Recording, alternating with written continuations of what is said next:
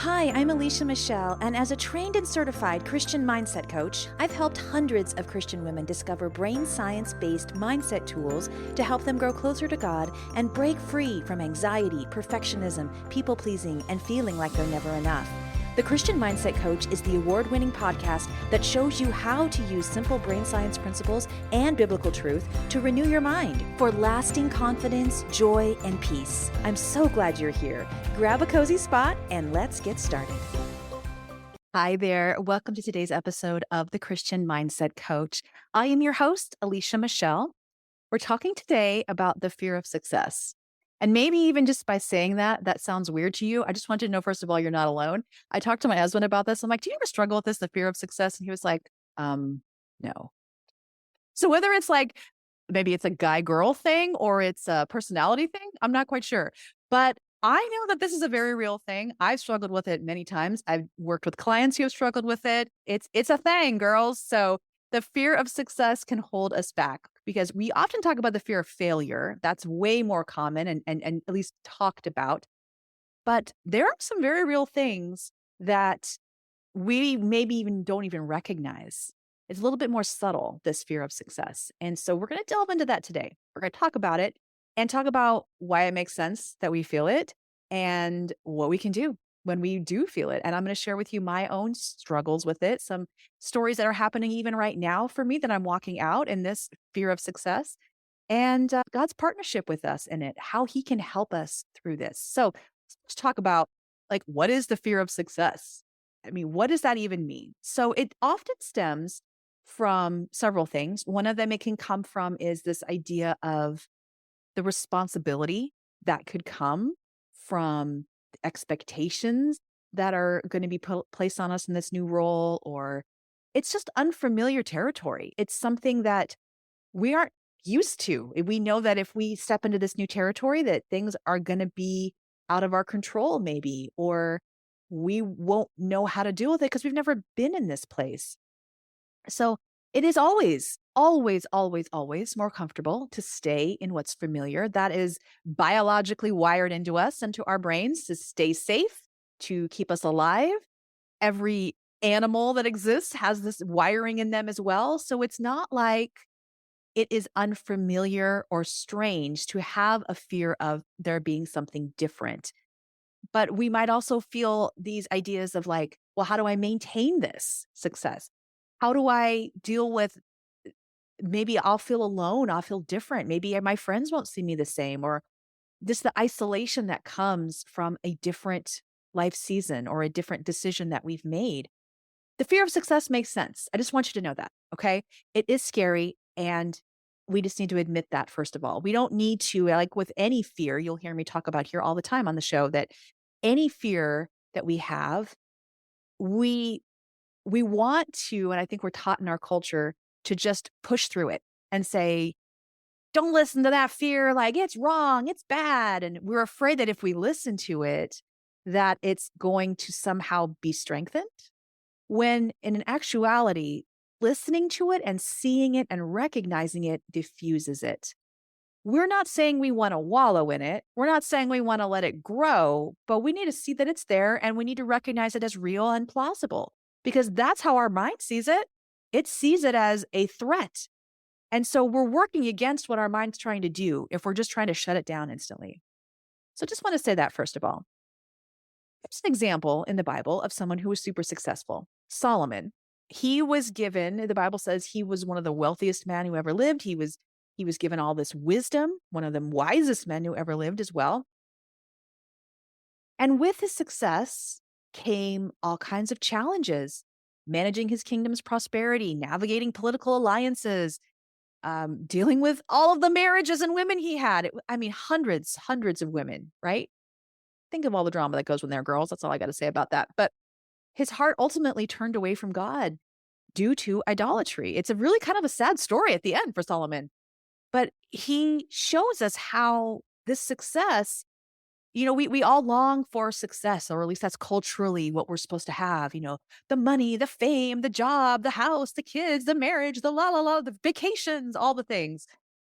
And we're called to not necessarily look for those things as Christians. Our quote, fame and success is being known by Christ and being led by him and letting his definition of what our worth is, letting that be our worth. That's a successful Christian.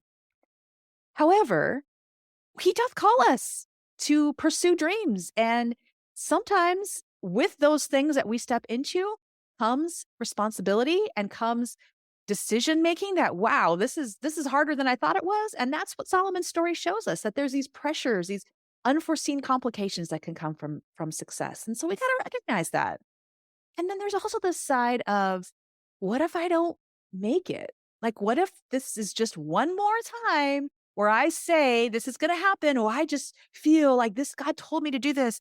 And then once again, we're embarrassed because it didn't happen. I mean, have you ever walked in that path? I have, where you're like, this is what God said, and I'm going for it. And then you kind of find like, wah, wah, like it just didn't work out. And how do you explain that? There's like the shame and embarrassment. And how do you explain that to maybe family members who you're like, okay, I failed. I mean, we certainly don't need more reasons to feel like failures. So we're like, why would I step out? Again, more comfortable to stay where I at. And also maybe this plan may not be what we have envisioned. It may not turn out exactly as we expect. It's not all going to be butterflies and roses. And it's really hard to begin that path because we don't want to be disappointed. We've had enough disappointment in our life. So there's this apprehension about falling short of our own goals or our own visions of what it could be, falling short of what God's asking us to do. What if I can't do all he's asking me to do? Right? So we can avoid it. We can step back from it. There's a great term in one of my favorite books on women in business. It's not a Christian book, but it's by Tara Moore, and it's called Playing Big. And one of the chapters that she has in there is called Hiding. In fact, just even the other day, I was sitting here going, Alicia, you're hiding. Because she talks about how when we are faced with something that's hard or scary, we won't necessarily come out and say, I have a fear of success, but we'll find all the things around to keep us distracted from doing it. Or we will be like, wow, this countertop really needs to be cleaned. Or, oh my gosh, I need to check my email. I need to check my email right now. I find myself doing that all the time. Like when I know that I'm hiding and it's just being discerning enough to listen to that voice of God that's going, hello, you're hiding right now. And you need to come out of hiding. It's okay. I understand that there's some, this is a little bit of uncomfortableness, but you can step in through it and you can get through it. So Moses was a great example of this. He was a man that God used to unify the people of Israel and to pull them out of slavery and to guide them to the promised land. You talk about an influential character in the historical narrative, right? He was huge. And yet he was a man who had all kinds of apprehension about doing something for God. And it wasn't even a fear of failure, but just like he didn't know what maybe he would look like in this new role. I mean, he asked even God to make Aaron his spokesperson because he's like, if I could step in that role, like what's that mean? What if the people make fun of me? I mean, who knows what was going through Moses' head, but I'm guessing there was this idea of being seen right in front of people or people pleasing, all kinds of stuff. And so even the greatest leaders are faced with this idea of, what if I step out and I fail and I can't handle this level of success, or I can't do this. I can't do what God's calling me to do. That we can live in this. We can see it. We can recognize it. We don't need to run from these very real fears surrounding it. We don't have to live in it in terms of how we operate, but we can address them. Let me share a couple of stories from my life that are happening honestly right now with this idea of the fear of success. So I had shared just how in a previous episode, how God is got me in a season right now where there are some big dreams, some big things that people have prophesied over me, things that I have always wanted. I mean, things since I was a little girl, big things that God is opening doors to right now. And it has come from years of perseverance and hard work and trusting God. But there's a new level that I feel like he's calling me to, of listening to him, of trusting him, of being bold, of taking courage. One of them was writing this book. I have a book that's coming out in November of 2024. It's around managing emotions. I am so excited to begin talking about it here in a few months officially and sharing about the title and sharing about how you can help me get other women excited about this topic. It's a very practical book. It combines brain science and the Bible together. It's incredible. But I'm at this place where every step I take as I work with a publisher to make this happen is it's like, okay, this is real. This is happening. This is, wow, we just designed the cover. Okay, I'm making decisions about this part of the book or the downloads or what are the graphics going to look like? And now there's this whole team of people I'm working with. It's not just me solo, creating this book. There's publicists and agents and marketers and editors, all the things. And it's like, wow, wow, Lord, wow. For me, it has brought up fears of, will I be able to handle this? And it's interesting because it's a, will I be able to handle it based on what I was before I met Christ? As a teenager at age 19, I became a Christian, did not grow up in a Christian home. And I really operated from a sense of trying to prove and strive and show everyone else that I was good enough. That's how I got my worth. And I very quickly learned when I had a burnout of sorts at around that age of just knowing and realizing very quickly that I could not be pretty enough, well enough liked, popular enough, do enough good things, get enough good grades, be liked enough by a boy. None of that was filling the void. And when I became a Christian, recognized this new life, that I had this foundation in Christ of that was all decided and taken care of. I didn't have to strive anymore. And I've spent the last, 30 years living that out and growing in that. And so there have been dreams like writing a book that even back then were in existence. I went to school for journalism. I've always been a strong writer. I've always wanted to write a book. So for this to be coming to fruition, it's bringing up all this stuff in me of like, wow, God, I can't believe this is happening. This is so exciting. But also, Lord, you're giving me this new mantle of ways to reach people. You're allowing me to step into these new spheres, so to speak. Keep me humble. Father, keep me in a place that I am going to stay grounded in you. It brings me to tears to say it. Keep me in a place where I can always keep you as my forefront of who I am and what I'm about. And I've shared this with a couple of close friends, just that I never want any big dream or goal or accomplishment that he allows me to bring into my life to bring me back to that place that I was, where that was who I was. That was my identity. So as I'm stepping into this, that is a very real fear of success that comes up. And I have to sometimes find when I am hiding, when I am running, or I am putting things off, those are my coping mechanisms for the fear of success.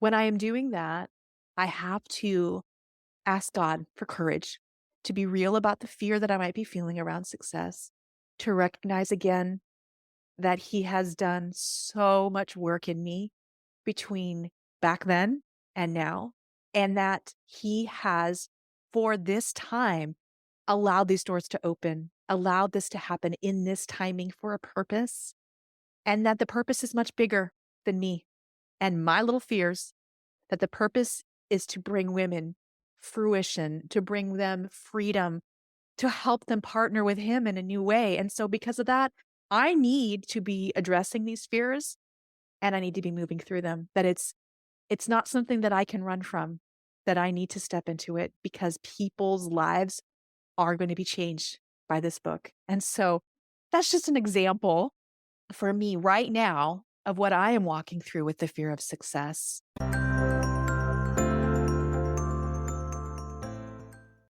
Are you facing a big life transition like an empty nest? Or is there some sort of dream or desire in your heart for things to be different? Like you want to start a business, pursue a hobby, or get serious about doing those self-care habits and boundaries? You not only need a plan for change, but you need loving, Christ centered support to work through the fear and the overwhelm that keep these dreams from becoming a reality. If that's you, then you are the perfect candidate for my Onward and Upward group coaching collective. Imagine if you could have 6 months of one-on-one coaching support and caring community to help you confidently create a step-by-step action plan to meet your goals, to get ongoing accountability and encouragement, to overcome those obstacles along the way, and to grow spiritually. Week after week, you'll work one-on-one with me in coaching, Bible study, teaching times, in this powerful small group setting that gets results. Apply now at vibrantchristianliving.com/coaching. Space is extremely limited, and we're just about to open the next group. So if you're interested, don't wait. vibrantchristianliving.com/coaching to apply.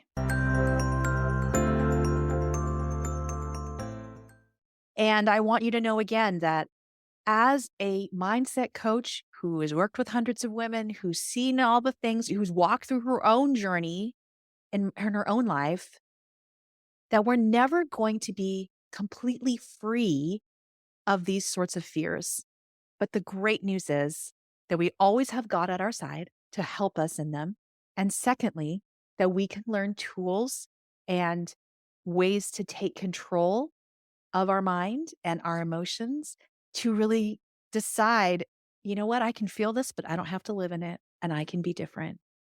There's a great concept that I like to share around any sort of fear, and it definitely applies to the fear of success because when we are facing that fear of success, it often is rooted in this certain type of fear. And so you may have heard me talk about this before in the podcast, the idea of Pachad fear and Yirah fear.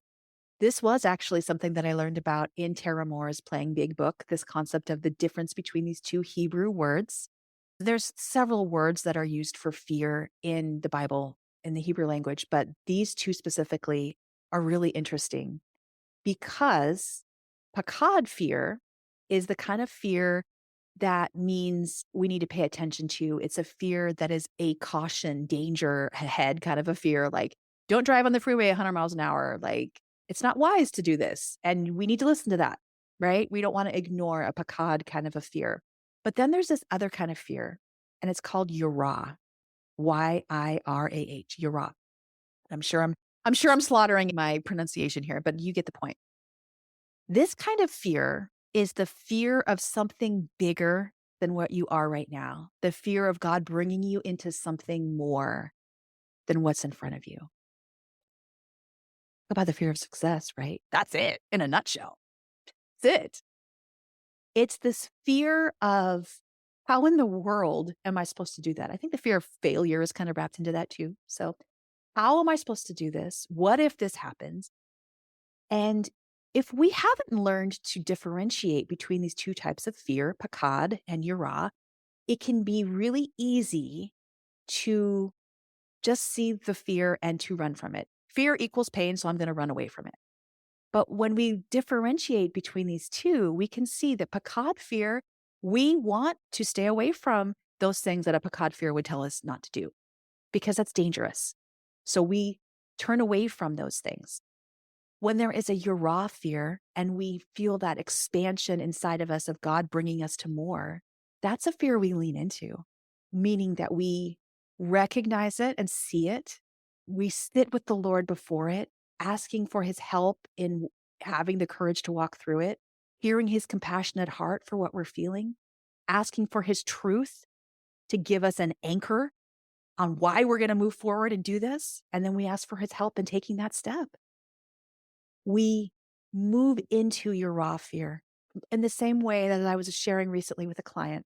If you've ever given birth, in the process of labor, you can feel the difference in the pain, so to speak, of leaning into the very real pain of labor contractions versus being aware of and alerting someone to a pain in your body that is not helping the baby. That would be a hurt, kind of a pain that's not welcoming it in. So I have 4 children, and 3 of them were born.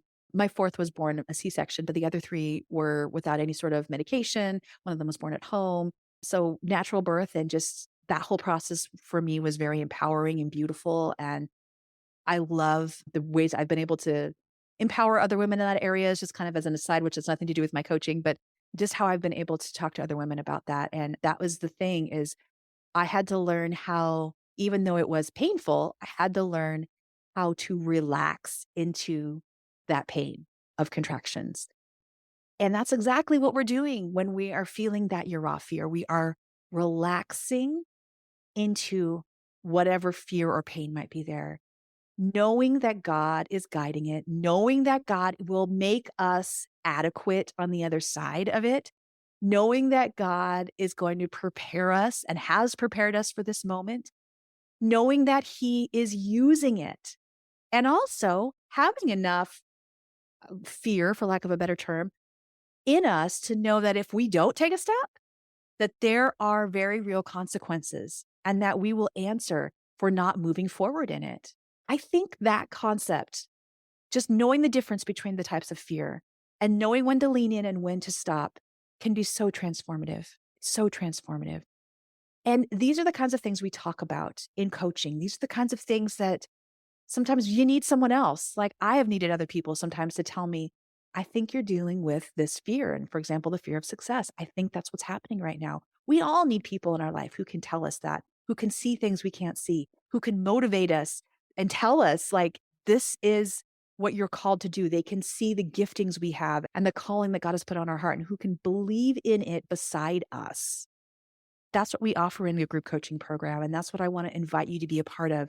If you're in a season where you know God is calling you to be a quote better version of yourself, whether that's taking care of yourself differently, whether that's just setting up rhythms of rest and what that really means, not just like talking about taking care of yourself and resting and soul care and stuff like that. No, what does that mean for me right now in this season? How can I make that happen? Right.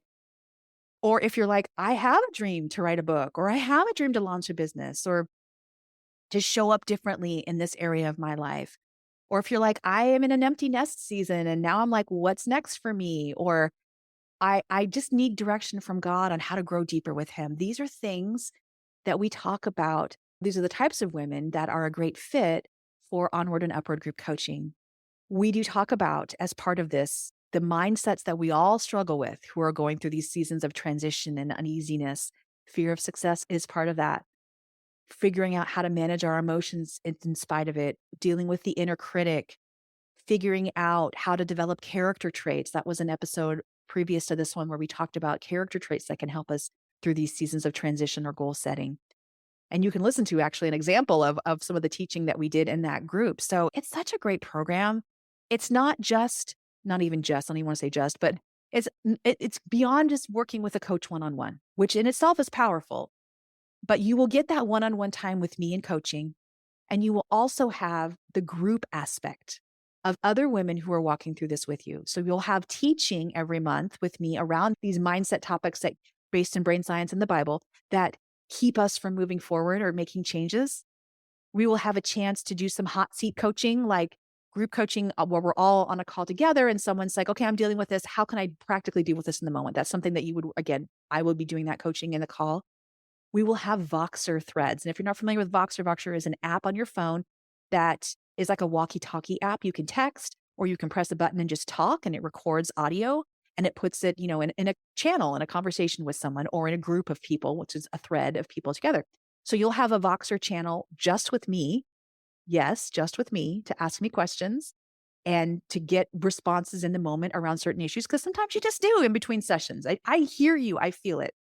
And then there will be a Voxer thread for you to have with other ladies who are in this little pod, maybe 5 to 7 ladies together, who you guys can talk about the discussion questions that we have in our group time, the journaling questions that you may be working through, the prayer requests that you can share together.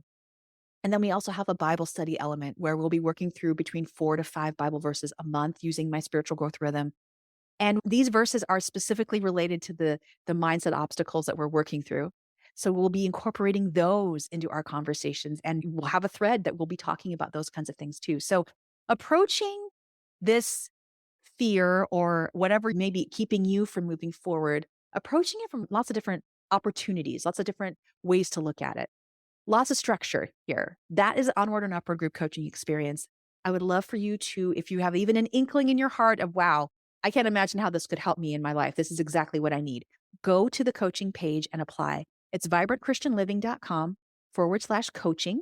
And then there will be an apply here kind of button. Click on that and fill out the information there, and we will be in touch with next steps. So again, I encourage you that if you have the fear of success, to say that it's normal, it's an actual real fear. Not everybody struggles with it, and it's not something that happens all the time, but it can be almost like a check engine light with the Lord to say, this is something I'm calling you to, and it's okay.